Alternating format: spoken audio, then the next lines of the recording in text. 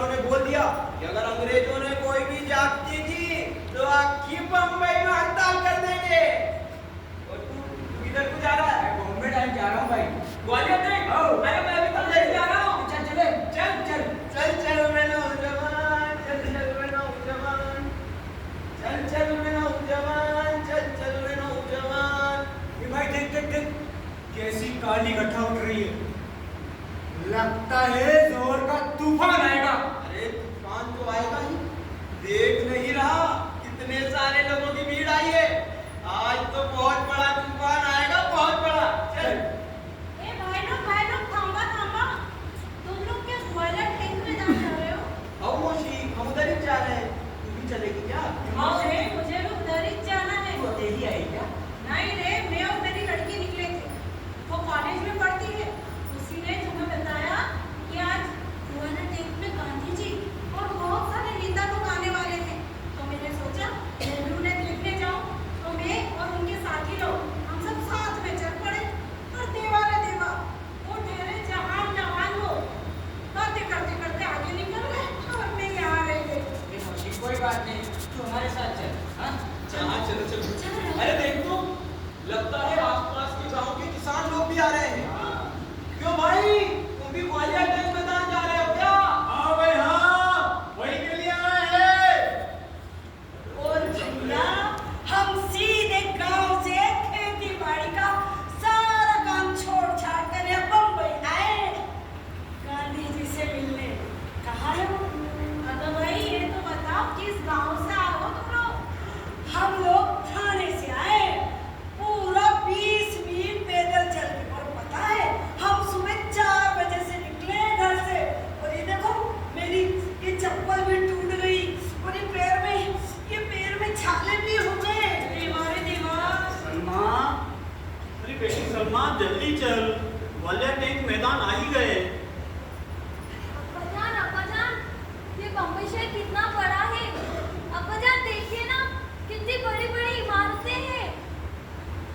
अब्बाजान, कितने सारे लोग हैं यहाँ, मैं तो खो ही जाऊंगी। अब्बाजान, वो कैसे जाओगी बिटिया, मैं तुम्हारे साथ हूँ ना।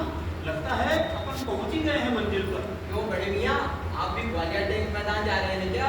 हाँ बरखुदार, लखनऊ से चले थे, रेल में रात भर बैठे बैठे आए, सोने की जगह ही नहीं, कमर टूट सी रही है। बस यहाँ पहुँचने की जल्दी थी, सो स्टेशन से भागे भागे चले आए। आज की ताजा खबर, कांग्रेस पार्टी के सभी नेता गिरफ्तार। गांधी जी, नेहरू जी, कांग्रेस के सारे बड़े नेता गिरफ्तार। कस्तूरबा गांधी को भी किया गिरफ्तार। आज की ताजा खबर। कस्तूरबा गांधी को भी गिरफ्तार कर लिया। अरे सारे नेता गिरफ्तार हो गए, अरे क्या होगा? अरे कुछ नहीं होगा, जब इतने सारे लोगों की भीड़ आई है तो खाली पीली थोड़ी ना आए होंगे। चलो मैदान में चलकर देखते हैं, चलो। अब्बा भाई थांबा थांबा, हम लोग जाएंगे कैसे वहाँ? पुलिस ने जाने के सारे रास्ते ही बंद कर दिए होंगे। अरे मोशी तुम चलो हमारे साथ। मोशी तुम हमारे साथ चलो, तुम सारे लोग हमारे साथ चलो, ये तो हमारा रोज का रास्ता है। अरे हमें तो सारे रास्ते पता है, चलो हमारे साथ। चलो चलो नौकर। ए मौसी, काय करा था इधर? अरे इधर से चलो भाई लोग। अच्छा।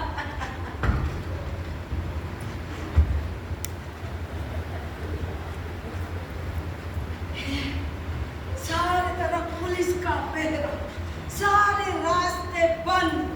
चलो फिर भी परेशानी झेल कर ग्वालियर टैंक मैदान आ ही गए हम। जल्दी चलना। अरे मिल जाएगी तेरी गाड़ी, मिल जाएगी। अरे राशि, तुम लोग कहाँ हो गए थे भाई? भाई तू कहाँ पीछे छूट गई थी? पता है तुझे घूमते घूमते हम मैदान के दूसरे छोर तक पहुँच गए थे। अरे दिमाग, और पता है तुम वहाँ क्या देखा? क्या देखा? कुछ तो बता, क्या देखा वहाँ पर? आई वहाँ नीलकांत अय्यर आए हुए हैं। हाँ। और पता है उनके साथ उनके बहुत सारे साथी लोग भी आए हैं। क्यों? नीलकांत अय्यर? और ये है कौन? अरे नीलकांत अय्यर साहब को आप नहीं जानती? नहीं। वे कोच्चि प्रजामंडल के बड़े रहनुमा हैं। अच्छा। गांधी जी के भी काफी करीबी हैं वो। वो क्या रहा है वहाँ पर? मैं बता आए वो लोग हम बताते हैं। तो इंस्पेक्टर मैं अय्यर। चलो ठीक है। Mister Iyer, mister Iyer, mister Iyer, हाँ जी कहिए। आप अभी तुरंत इन लोगों से ये जगह खाली करवाइए। देखिए इंस्पेक्टर साहब, मैंने लोगों को यहाँ पर इनवाइट नहीं किया है, तो मैंने ये जगह खाली करने के लिए कैसे कह दूँ? देखिए मिस्टर अय्यर, अभी अगर ये लोगों ने ये जगह खाली नहीं करी तो फिर हमें मजबूरन इन पर लाठियां चलानी होगी और आंसू गैस के गोले भी छोड़ने होंगे। और अगर इनमें से कोई भी जख्मी हो जाता है तो उसके जिम्मेदार आप होंगे। हाँ, लाठी आप चलाएंगे तो जिम्मेदार भी तो आप ही होंगे, मैं क्यों होऊंगा? आप यहाँ मंच पे खड़े हैं, आपकी कोई जिम्मेदारी नहीं बनती क्या? आप इनके नेता नहीं है? मैंने इन्हें यहाँ नहीं बुलाया है। ठीक है, अगर ऐसा है तो हम अपना तरीका अपनाएंगे। हाँ, अरे इंस्पेक्टर साहब, रुको रुको। देखिए इंस्पेक्टर साहब, ये सभी लोग यहाँ गांधी जी को सुनने आए हैं। अगर आप चाहते हैं कि ये सभी यहाँ से चले जाएं, तो आप गांधी जी को जेल से छुड़ा लाइए। गांधी जी ने अपना संदेश देंगे और ये सभी लोग यहाँ से शांति से चले जाएंगे। आपका कोई मिस्टर अय्यर ने तो इंस्पेक्टर का ही अपमान कर दिया। इंस्पेक्टर का चेहरा दिखने लायक था उस वक्त। अप्पा जान, देखिए वो कौन आ रही है? अरे अरे वे तो अरुणा असफली हैं। अरुणा असफली? हाँ।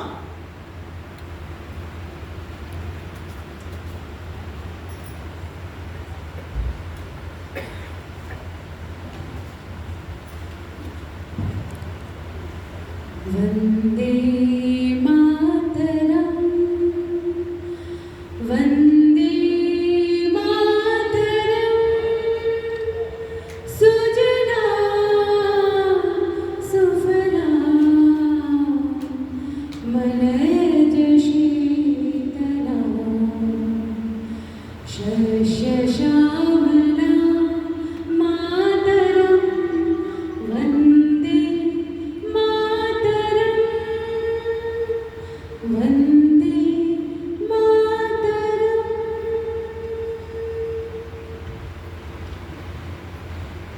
वंदे! वंदे!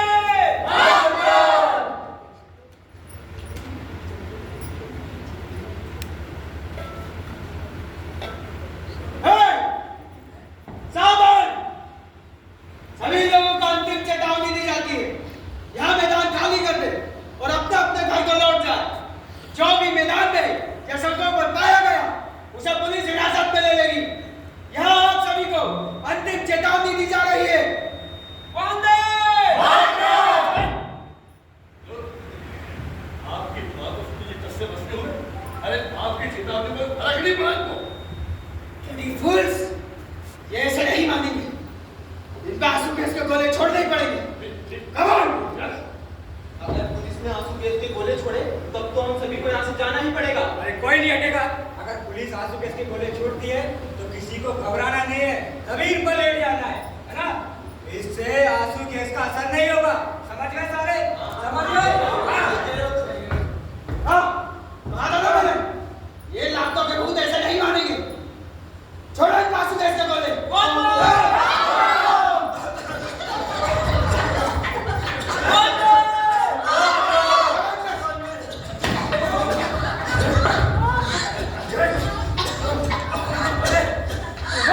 हो गया ना वहाँ पर? पुलिस भागने पर सा रही है। लोग तब बैठे हुए हैं। अरे ये क्या? वो बूढ़ी औरत गिर गई। उसे तो लोग मिलकर उठा रहे हैं। अरे ये क्या? ये तो घुड़सवार घोड़ों का दस्ता भी आ गया। ये तो लाठियां भी बरसा रहे हैं और घोड़ों से भी कुचल रहे हैं। कितने सारे लोग घायल हो गए। अरे अय्यर साहब भी घायल हो गए।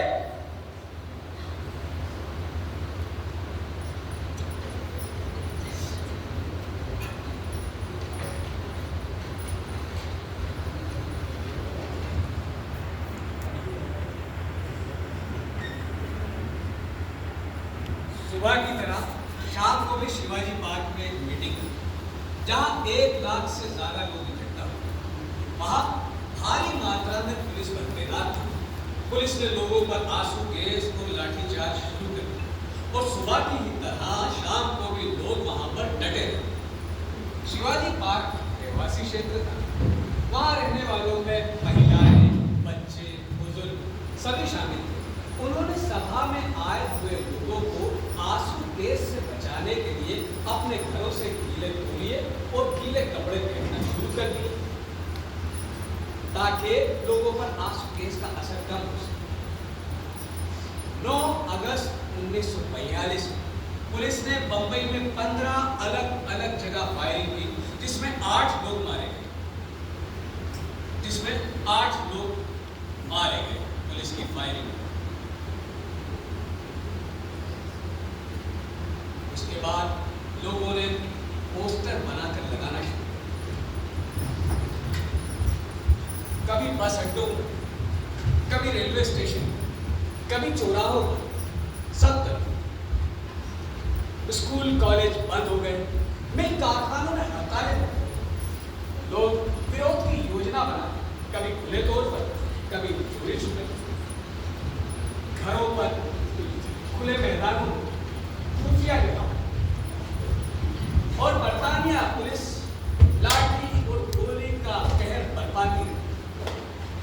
एक दिन भी ऐसा नहीं गुजरा जब किसी के मरने की खबर ना आई। खैर, आजादी की ये लड़ाई केवल बंबई तक सीमित नहीं रही। करो या मरो की ये आग पूरे भारत में फैल गई। महाराष्ट्र में नागपुर और वर्धा के पास एक छोटा सा शहर है चिमूर, जहां के लोगों में आजादी की चेतना जाग रही थी।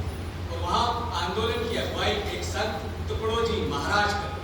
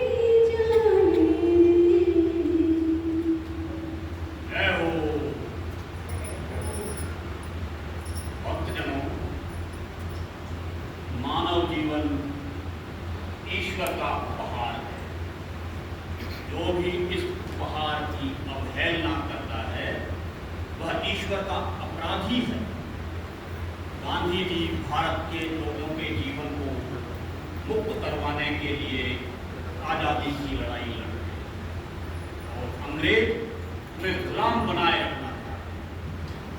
इसलिए गांधी जी द्वारा किए जा रहे कार्य ईश्वर का ही कार्य। गांधी जी जेल जाने से पहले हमें एक मंत्र देकर गए। वह मंत्र था करो या मरो। गांधी जी का आशय यह था कि यह आंदोलन तब तक चलेगा जब तक देश आजाद नहीं हो जाता। इसके लिए हमें प्राण गंवाना पड़े, उसके लिए भी तैयार रहना होगा। गांधी जी और दूसरे लीडर तो गिरफ्तार हो गए, तो अब किसकी जिम्मेदारी बनती है? वंदे अरे ये क्या? ये भीड़ तो भजन करते करते नारेबाजी करने लगी। रोको इन्हें। अरे ये सलीम नहीं है, आजादी के दीवाने हैं ये। तो फिर उस साधु को गिरफ्तार करो। जाओ। गिरफ्तार करूं? हाँ, क्यों? डर गए क्या? मैं क्यों डरूंगा हजूर? मैं तो ये सोच रहा था कि अरे संजय, अगर आप इन्हें पकड़ेंगे तो आपका रुतबा जो है बहुत मजबूत हो जाए। जा। नहीं जाने दो। करो। वंदे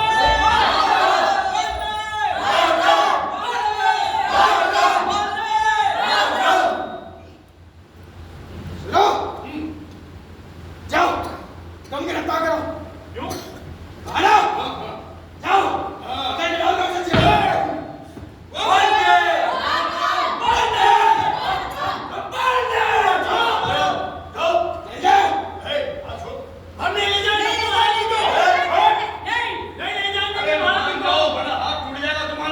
हमारे होने के बाद तुम महाराज जी को नहीं ले जा सकते। हिंसा नहीं।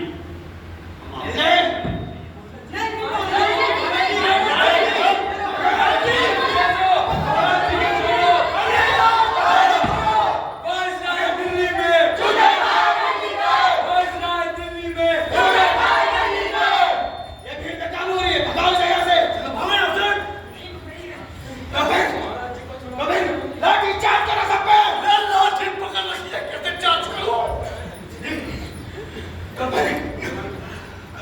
तो फिर गोली चलाओ। जब तक गोली आई चलाते रहो। खत्म कर दो सभी को। फायर!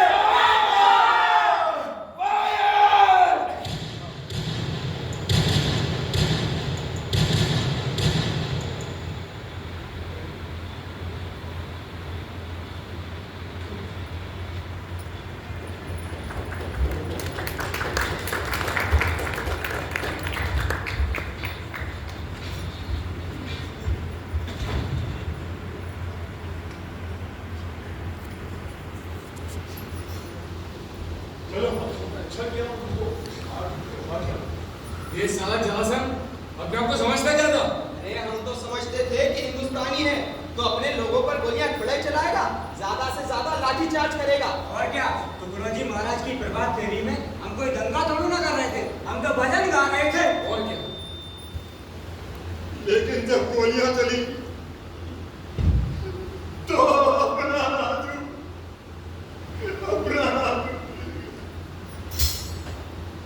अपना तफरी मच गई।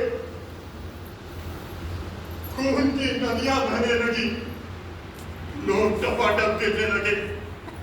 तो जाहिर है भीड़ तो पागल होनी ही थी। फिर क्या था? लोग इस पागल भीड़ ने इंस्पेक्टर जरासन को पकड़ के डाकघर में बंद कर दिया और फिर आग लगा दी। और फिर हमने पुलिस वालों को पकड़कर पुल के उस पार ले गए और पुल तोड़ दिया। अब तक है तो आ जाओ, हमें पकड़ने के लिए नदी पार कर गए। और तो और हमने उन पुलिस वालों की टोपी उतारकर उनको गांधी टोपी पहना दी थी। उनका चेहरा देखने लायक था। हमने कुछ पुलिस वालों को पकड़कर उसकी वर्दी उतार कर जला भी दी थी। मुझे लगता है जो हुआ वो ठीक नहीं हुआ, क्योंकि गांधी जी ने और तुकडोजी महाराज ने हमें अहिंसा से आंदोलन करने की शिक्षा दी थी, लेकिन हम लोगों ने क्या किया? तो हिंसा की शुरुआत हमने थोड़ी की थी। अब अगर वो पुलिस वाले हम निहत्थे लोगों पर गोली चलाए और हमारे निरपराध भाई बहन हमारे आंखों के सामने मार दिए जाए तो क्या हम चुप रह सकेंगे? नहीं। हमने जो किया सही किया। और क्या सही किया। अगर हम ऐसा नहीं करते तो क्या अंग्रेजों का झंडा उतारकर अपना तिरंगा फहरा सकते थे? तुम ठीक कह रहे हो। अगर हमने हिंसा का विरोध नहीं किया होता तो शायद आज हम लोग जिंदा भी नहीं बचते। सही या गलत जो हुआ वो हुआ, लेकिन पूरे हिंदुस्तान में आजादी सबसे पहले चिमूर में आई। और सुभाष चंद्र बोस ने बर्लिन में आजाद हिंद रेडियो से पूरी दुनिया को ये खबर बताई थी कि चिमूर अब आजाद है। लेकिन चिमूर की ये आजादी सिर्फ 2 ही दिन टिक सकी। डिस्ट्रिक्ट मजिस्ट्रेट सुब्रमण्यम ने जब अंग्रेज सरकार को ये हालात बताए तो अंग्रेज सरकार ने गोरे सिपाहियों से भरकर एक ट्रेन चिमूर भेजी जो कि तबाही की ट्रेन थी।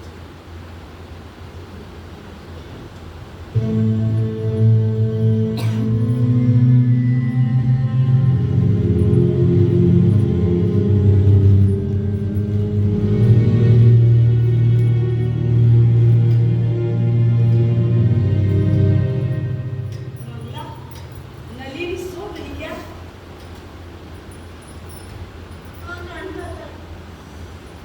अभी आंख लगी है बेचारी की। कभी बार सोती है मेरी बच्ची, फिर चीख मार कर उठ जाती है।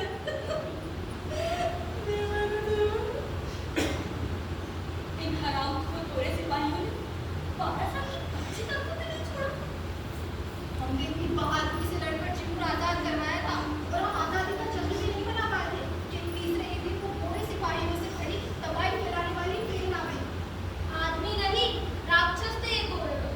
घर घर में घुस के आदमी, औरत, बच्चे, बूढ़े, चोटियां सबको मारा। किसी की इज्जत नहीं बची। बच्ची, जवान, बूढ़ी, किसी को भी नहीं छोड़ा इन लोगों ने। वो तो और हमारी सरस्वती तो पेट से थी, उसे 7वां महीना था, लेकिन उन दरिद्रों ने उसे भी छीन कुएं में कूद गई वो बेचारी। और वृंदा ताई तो इन गौर की माँ क्यों होगी? उनके साथ भी बेशर्मों को शर्म भी नहीं आई। इन बातों में तो पूरा गांव उजाड़ दिया उन कमीनों ने। उस दादी बेगड़े भाई ने मजिस्ट्रेट के पास जाकर हाथ जोड़े, दया की भीख मांगी। कहा हुजूर कुछ तो रहम करो। तब कहीं जाकर उन गोरे सिपाहियों ने गांव छोड़ा। अरे ये गोरे तो चले गए, किंतु हमारी जिंदगियां बर्बाद कर रहे हैं, उसका क्या? इन गोरे सिपाहियों ने किए की सजा कौन देगा? बोलो करतो ताई, बोलो। जो मत मंगला ताई, बम्बई से, पुणे से और नागपुर से ताई लोगों ने कितनी कोशिशें की थी कि हमें इंसाफ मिले। यहाँ आई थी, रिपोर्ट भी बनाई थी और बार-बार सरकार से दरख्वास्त की थी कि इन गोरे सिपाहियों को सजा मिले। और तो मुंबई में कितने सारे प्रोफेसरों और पढ़े लिखे लोगों ने हमारे लिए भूख हड़ताल तक भी करी थी। उषा मेहता ताई, उन्होंने तो अपने भूखे रेडियो में चिमूर की कहानी तक लोगों को सुनाई है। लेकिन अंग्रेज तो अंग्रेज थे। उन्होंने उन गोरे सिपाहियों को सजा देने के बजाय हमारे गांव चिमूर पर ही 1 लाख रुपए का जुर्माना ठोक दिया। गांव के लोग पूरी हालत में थे। कुछ तो मारे जा चुके थे और जो जीवित थे वो जख्मी थे। उनका धन, दौलत, परिवार, फसलें सब कुछ लूट लिया था उन लुटेरों ने। वे कैसे जुर्माना चुकाते और कहां से जुर्माना चुकाते? और जब हम जुर्माना नहीं भर पाए तो हमारे ही घायल लोगों को उन्होंने जेल में ठूस दिया। एक तरह से ये चेतावनी थी कि जो भी अंग्रेजों के अत्याचार के खिलाफ आवाज उठाएगा उसका वही हश्र होगा जो हम चिमूर के लोगों का हुआ। सब कुछ तो लूट लिया था उन लुटेरों ने। अब जो बचा है वो खंडहर है। अब इसे बचाकर भी क्या करेंगे? लेकिन टुकड़ोजी महाराज ने कहा है कि लड़ाई छोड़ने का न को। अब जान जाए भी तो जाए, लेकिन अब की बार हिंदुस्तान आजाद करा कर ही मानेंगे। हम इस उजाड़ में फिर से फूल खिलाएंगे। हम इस खंडहर को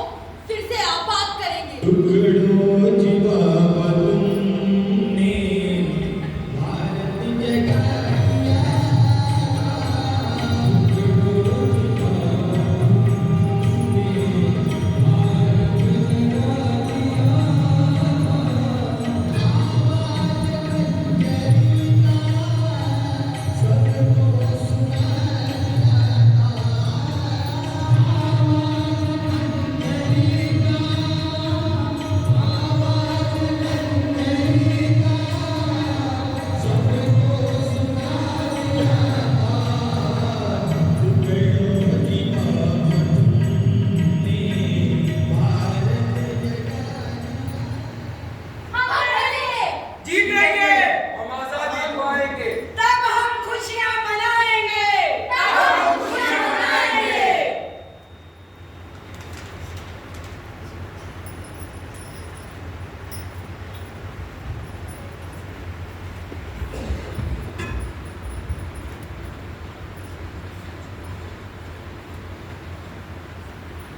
बलिया बनारस के पास एक छोटा शहर था उत्तर प्रदेश का। बलिया का नाम भी आजादी के आंदोलन में बहुत ही अहम जगह रखता है। सन 1857 के स्वतंत्रता संग्राम के नायक मंगल पांडे इसी जगह के बाशिंदे थे और बाकी भारत के लोगों की तरह बलिया के लोगों की आजादी की ख्वाहिश भी उफान पा गई। लेकिन बलिया की कहानी चिमूर से थोड़ी अलग है। सही कहा, बलिया की कहानी चिमूर से बिल्कुल अलग है। चिमूर में इंस्पेक्टर जरासंध था, जो अंग्रेजों का वफादार था और देश का गद्दार। लेकिन बलिया में है जगदीश्वर निगम, जो है तो ब्रिटिश सरकार के मुलाजिम, लेकिन सपने आजाद हिंदुस्तान के देखते हैं। ये निगम कौन है? आईसीएस अफसर है, बलिया के कलेक्टर। तुम कह रहे हो कि आजाद हिंदुस्तान के सपने देखते हैं, लेकिन उन्होंने तो हमारे लीडर चित्तू पांडे को गिरफ्तार कर लिया है।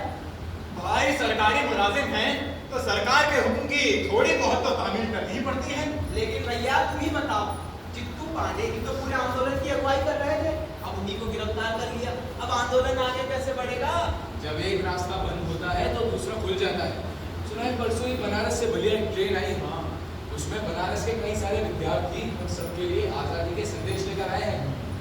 अरे अरे लगता है आप ही गए, आप ही गए। तुम लोग क्या बनारस से आए हो? आप बनारस से ही तो आ रहे हैं। हम सभी कॉलेज के विद्यार्थी हैं। बड़ी चर्चा है आपके बलिया की हमारे बनारस में और हम आपके आंदोलन को मजबूत बनाने के लिए आए हैं। तो क्या संदेश लाए हो हमारे लिए? संदेश तो एक ही है जो गांधी जी ने दिया है, करो या मरो। हाँ वो तो है ही, लेकिन अभी तो हमारा लक्ष्य है कि हमारे स्वाधीनता संघर्ष के सिपाही चित्तू पांडे को पुलिस से छुड़वाना। चित्तू पांडे को करो आजाद, करो आजाद, करो आजाद। तो क्या तुम लोग चित्तू पांडे को आजाद करवा लोगे? अरे हम नहीं, आप और हम मिलकर कराएंगे। आप लोग क्या पर्चा लेकर आए हैं? बांटो बांटो बांटो बांटो बांटो।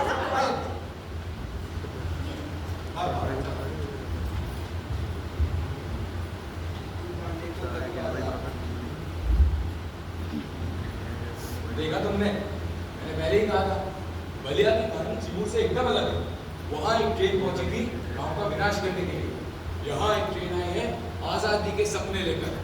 भैया हमने तो ये भी सुना है कि ट्रेन के आने से गांव-गांव में हलचल मच गई है। सब लोग मंगल पांडे की याद में अपने अपने औजार और हथियार लेकर निकल पड़े हैं बलिया की ओर। अब दिखाते हैं अंग्रेजों को मंगल पांडे की बलिया का जलवा। ना छठी का दूध याद कर रहे थे तो देखना, अब की बार हम इन पूरे बिलोटों को अच्छे से रगड़ ही देते हैं। अरे भैया हमने भी सुना है आंदोलनकारियों ने रेल की पटरियां उखाड़ दी, टेलीफोन लाइन के तार काट दिए और जगह जगह पर खड्डे खोद दिए। अंग्रेज ऐसे भागे भागे फिर रहे हैं, उससे तो यही लगता है ना ही वो बलिया से बाहर जा पा रहे हैं और ना ही उन्हें बाहर से कोई मदद मिल पा रही है। अरे छोटे, जरा ठीक से चल, गुलाल किसी को लग जाएगी। अरे दादा तुम चिंता मत करो, ये कुदाल मेरे हाथ के काबू में है, ये किसी को चोट नहीं पहुंचाएगी सिवाय उन अंग्रेज सिपाहियों के। अरे ठीक है, तू बेलने लेके चली है? हाँ? अरे बेलने से ही कुटी लगी है उन अंग्रेजन की, और नहीं तो का खूब ही मार पड़ते जहाँ से पूरे बदन पे नील उछल जाइए जब इसकी मार पड़े। और तो हमारे पिटवा के भी इसी से ही कूटा तो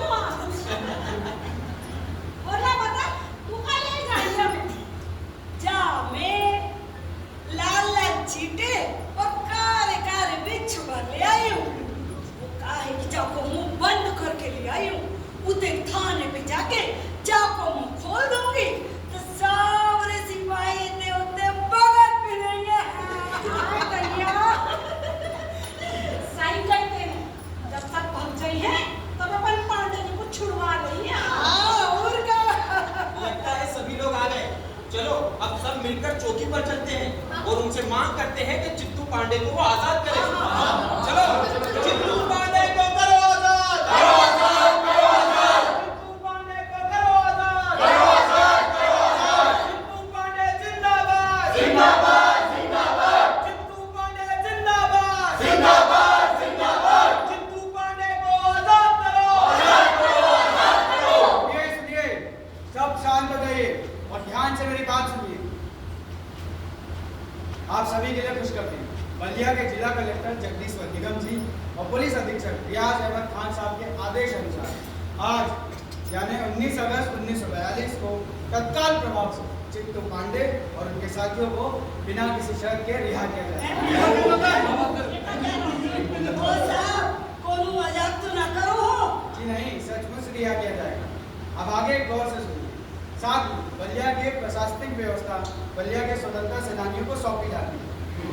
इस आदेश के अनुसार सुनिए, इस आदेश के अनुसार तुरंत ही यहाँ का प्रशासनिक कार्यभार आपको स्थानांतरित किया जा रहा है। यूनियन जैक पे कलेक्ट्रेट पे फहरा रहा यूनियन जैक का झंडा उतार कर आप सभी तिरंगा झंडा फहरा सकते हैं।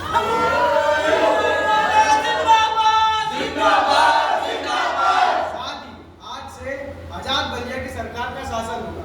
तत्काल प्रभाव से आज से बलिया स्वतंत्र घोषित किया जाता है।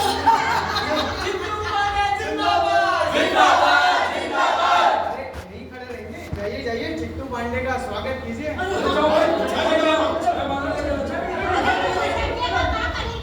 हाँ, अभी भटके को कोनो काम नहीं, उधर जंगल में जाएंगे कि भेद नहीं हटता।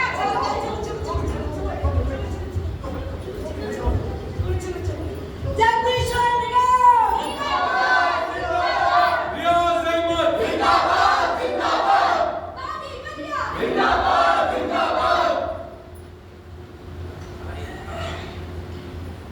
देखा तुमने यार, जगदीश्वर निगम ने पुलिस अधीक्षक रियाज अहमद के साथ मिलकर क्या बढ़िया योजना बनाई थी। मौका लगते ही सारा का सारा क्रांतिकारियों के हाथ में ध्यान दिया, प्रशासन भी उनके हाथ सौंप दिया। बोल रहा हूँ। अरे अंग्रेजों का हुक्म था कि जनता पर गोलियां चलाओ, लेकिन निगम साहब ने सिपाहियों की बंदूकें थाने में ही रखवा ली। जनता पर एक भी गोली नहीं चलने दी उन्होंने। और तो और वो खुद देगा चित्तू पांडे को कलेक्ट्रेट के ऑफिस, बोले कि अंग्रेजों का झंडा उतारो और फहराओ तिरंगा। 50,000 की भीड़ थी, सारा का सारा शहर गूंज उठा था नारों से।